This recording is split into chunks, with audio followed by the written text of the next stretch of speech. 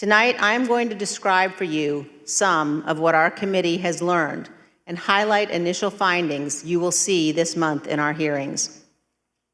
As you hear this, all Americans should keep in mind this fact. On the morning of January 6th, President Donald Trump's intention was to remain President of the United States, despite the lawful outcome of the 2020 election and in violation of his constitutional obligation to relinquish power. Over multiple months, Donald Trump oversaw and coordinated a sophisticated 7-part plan to overturn the presidential election and prevent the transfer of presidential power. In our hearings, you will see evidence of each element of this plan. In our second hearing, you will see that Donald Trump and his advisors knew that he had in fact lost the election. But despite this, President Trump engaged in a massive effort to spread false and fraudulent information to convince huge portions of the US population that fraud had stolen the election from him. This was not true. Jason Miller was a senior Trump campaign spokesman.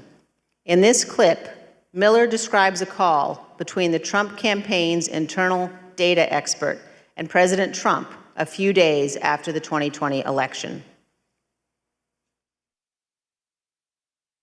I was in the Oval Office, and at some point in the conversation, Matt Oskowski, who is the lead data person, was brought on. And I remember he delivered to the president pretty blunt terms that he was going to lose. And that was based, Mr. Miller, on Matt and the data team's assessment of the sort of county by county, state by state results as reported? Correct. Alex Cannon was one of President Trump's campaign lawyers. He previously worked for the Trump Organization.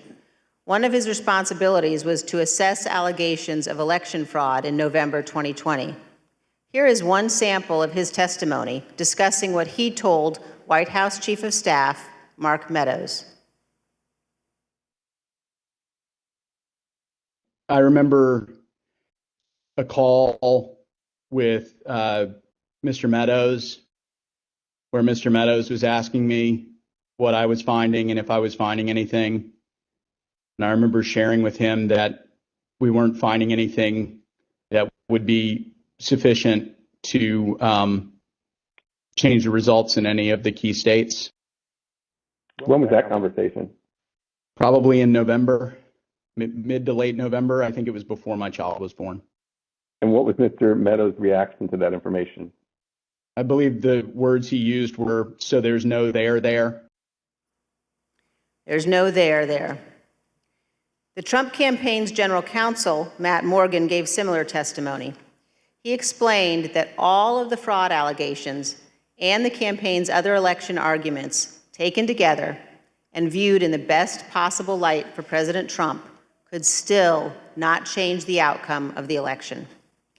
President Trump's Attorney General Bill Barr also told Donald Trump his election claims were wrong. Repeatedly told the president in no uncertain terms that I did not see evidence of fraud and that would have affected the outcome of the election. And frankly, a year and a half later, I haven't seen anything to change my mind on that. Attorney General Barr also told President Trump that his allegations about Dominion voting machines were groundless. I saw absolutely zero basis for the allegations, but they were made in such a sensational way that they obviously were influencing a lot of people, members of the public, that there was this systemic corruption in the system and that their votes didn't count and that these machines controlled by somebody else were actually determining it, which was complete nonsense. And it was being laid out there. And I told them that it was crazy stuff and they were wasting their time on that. And it was doing a grave disservice to the country. But President Trump persisted, repeating the false Dominion allegations in public at least a dozen more times, even after his Attorney General told him they were, quote, complete nonsense. And after Barr's resignation on December 23rd, the acting Attorney General who replaced him, Jeff Rosen, and the acting deputy, Richard Donahue, told President Trump over and over again that the evidence did not support allegations he was making in public.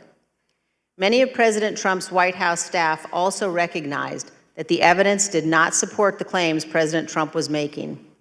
This is the president's daughter commenting on Bill Barr's statement that the department found no fraud sufficient to overturn the election. How did that affect your perspective about the election when Attorney General Barr made that statement? It affected my perspective. I respect Attorney General Barr.